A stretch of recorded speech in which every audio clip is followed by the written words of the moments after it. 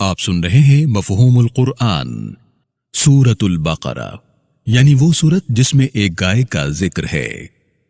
رکوع نمبر 23۔ وَإِذَا طَلَّقْتُمُ النِّسَاءَ فَبَلَغْنَ أَجَلَهُنَّ فَلَا تَعْضُلُوهُنَّ أَن يَنكِحْنَ أَزْوَاجَهُنَّ إِذَا تَرَاضَوْا بَيْنَهُم بِالْمَعْرُوفِ ذلك يوعظ به من كان منكم يؤمن بالله واليوم الآخر ذلكم أزكى لكم وأطهر والله يعلم وأنتم لا تعلمون۔ میرے رسول پر ایمان لانے والو، جب تم اپنی بیوی کو طلاق رجعی دے چکو، یعنی ایک طلاق یا 2 مرتبہ طلاق دی ہو، عدت گزرنے کے بعد انہیں اپنے پہلے شوہر سے جبکہ وہ آپس میں پھر سے نکاح کرنے کے لیے تیار ہوں نکاح کرنے سے نہ روکو۔ یہ ہدایت اور نصیحت ہے اس کے لیے جو مجھ پر اور حساب کتاب کے دن پر ایمان رکھتا ہے۔ تمہارے لیے یہ حکم زیادہ پاک اور صاف ہے، میں وہ جانتا ہوں جو تم نہیں جانتے۔ وضاحت: اسلام معاشرے میں سکون، محبت اور اچھا گھریلو ماحول اپنانے کا حکم دیتا ہے۔ گھر کو توڑنا نہیں، جوڑنا کمال ہے۔ اسلام چاہتا ہے لوگ خوشی خوشی ایک دوسرے کے ساتھ رہیں، اس لیے اپنی غلطیوں کو درست کر کے نئے سرے سے زندگی گزارنے والوں کو قرآن گھر بسانے کا حکم دیتا ہے۔ شان نزول: معقل بن یسار رضی اللہ تعالیٰ عنہ نے اپنی بہن جمیلہ بنت یسار کا نکاح ابو البلدہ سے کر دیا۔ کچھ عرصہ گزرنے کے بعد ابو البلدہ نے جمیلہ کو طلاق دے دی۔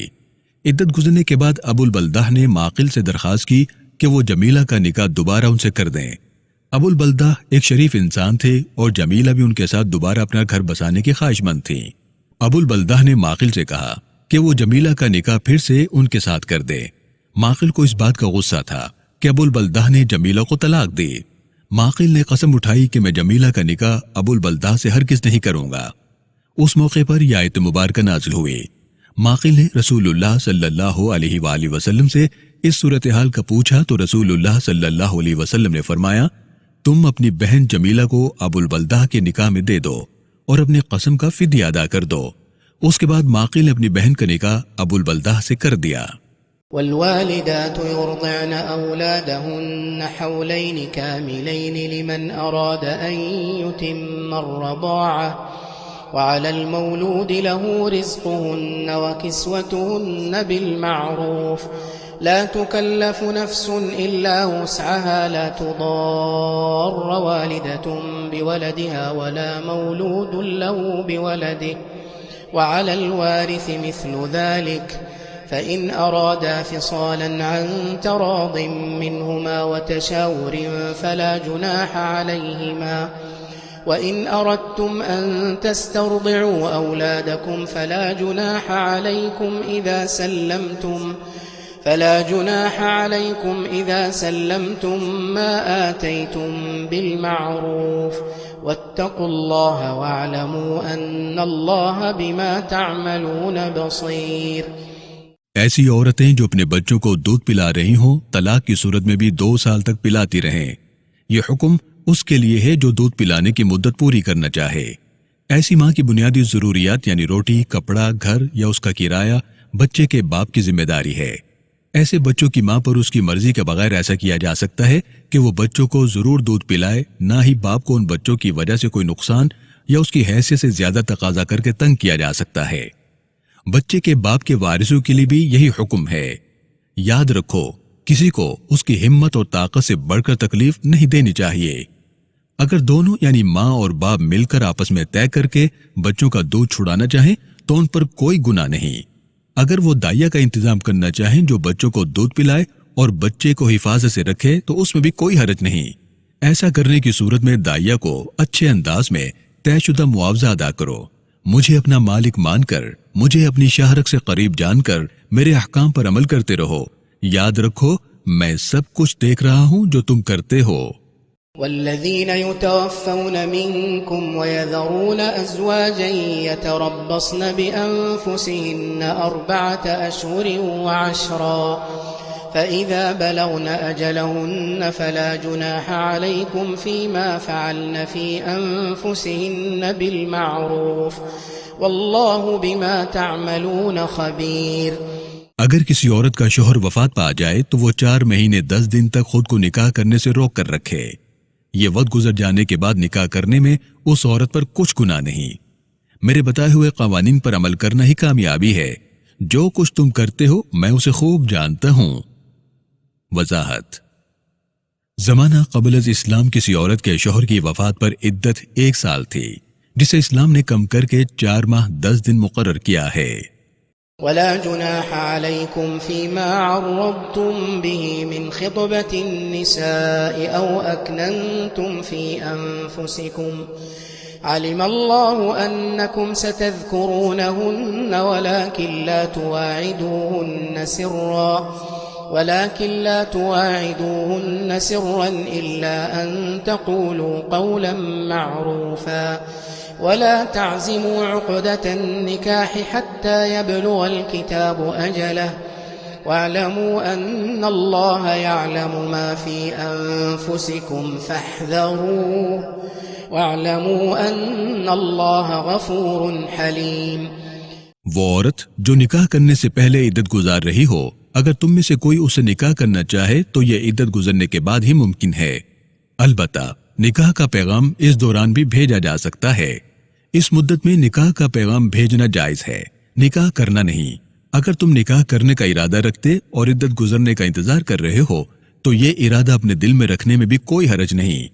میں خوب جانتا ہوں کہ تم نکاح کا تذکرہ ضرور کرو گے۔ یاد رکھنا، عدت کے دوران کوئی چھپے ہوئے وعدے کرنا، نہ ہی اس مدت میں نکاح۔ یہ بات نہ بھولنا کہ میں تمہارے دلوں میں چھپے ارادوں کو بھی جانتا ہوں۔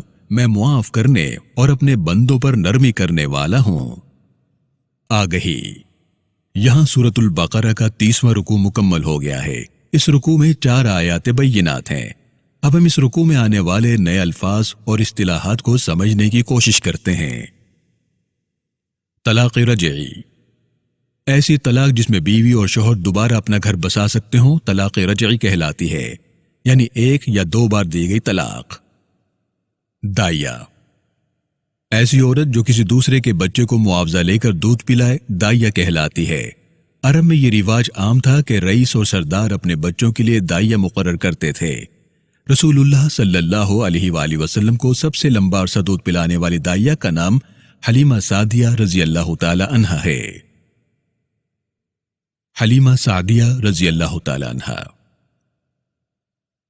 آپ کا پورا نام حلیمہ بنت ابو زہیب اور تعلق بنی سعد سے ہے۔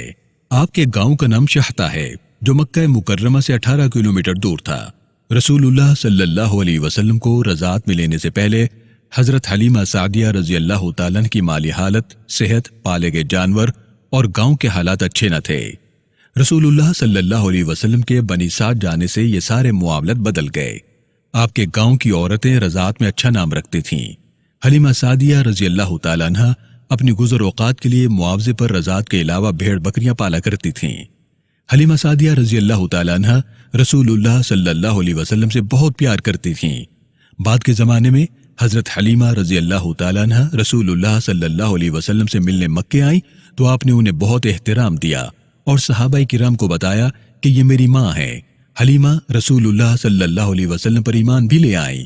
حلیمہ سعدیہ رضی اللہ تعالیٰ عنہ نے سن 9 ہجری سن 630 عیسوی میں وفات پائی۔ رضاعت: کسی بچے کو دودھ پلانے کے لیے گود لینا رضاعت کہلاتا ہے۔ یوں اس بچے کو دودھ پلانے والی عورت رضائی ماں اور اس ماں کے دودھ پینے والے بچے رضائی بہن بھائی بن جاتے ہیں۔ جس طرح حقیقی بہن بھائی آپس میں نکاح نہیں کر سکتے، اسی طرح رضائی بہن بھائی بھی آپس میں نکاح نہیں کر سکتے۔ اس لیے ماؤں کو بہت احتیاط کرنی چاہیے جب وہ اپنے بچوں کو دودھ پلا رہی ہوں تو کسی دوسرے بچوں کو بلا ضرورت دائیا کے طور پر دودھ نہ پلائیں۔ عدت سوگ: 4 مہینے اور 10 دن کا عرصہ بیوی کے لیے اپنے شوہر کی وفات کی عدت ہے۔ اس عدت میں بیوی کی عمر کا تعلق نہیں ہے۔ شوہر کی وفات کے بعد سوگ کے لیے گزارنے والی عدت کو عدت سوگ کہا جاتا ہے۔ زمانہ قبل اسلام یہ مدت 1 سال تھی۔ اس دوران عورت کو ایک چھوٹے سے خیمے میں تنہائی میں رہنا پڑتا تھا۔ ایسی عورت کو عدت میں نہانے دھونے کی اجازت نہیں ہوتی تھی۔ اسلام ایسی عورت کو اپنے گھر میں اہل خانہ کے ساتھ زندگی گزارنے کا حکم دیتا ہے۔ قسم کا فدیہ۔ اگر کوئی قسم اٹھا لی جائے اور وہ پوری نہ ہو سکے یا وہ قسم ٹوٹ جائے تو اس کا کفارہ 3 مسکینوں کو 2 وقت کا کھانا کھلانا جیسا وہ شخص خود کھانا کھاتا ہو، یا 3 دن روزہ رکھنا انسان کو اپنی قسم سے آزاد کر دیتا ہے۔